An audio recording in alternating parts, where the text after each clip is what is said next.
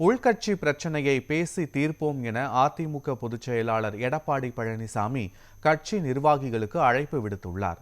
இது தொடர்பாக அவர் வெளியிட்டுள்ள அறிக்கையில், அனைத்து கட்சிகளிலும் பிரச்சனைகள் உள்ளதாகவும் உட்கட்சி பிரச்சனைகளை பேசி தீர்த்துக் கொள்வோம் என்றும் தெரிவித்துள்ளார். 5 கட்சிகளின் ஆதரவில் காலத்தை ஓட்டும் பொய்க்கால் குதிரையின் நடனம் சில காலம்தான் என தாவேகாவை விமர்சித்துள்ள இபிஎஸ், அதிமுகவுக்குள் குதிரை பேரம் நடத்தி பதவி ஆசை காட்டி ஒரு சில நிர்வாகிகளை கட்சியிலிருந்து பிரிக்க தாவேக முயற்சித்தது வேதனையான உண்மை என கூறியுள்ளார்.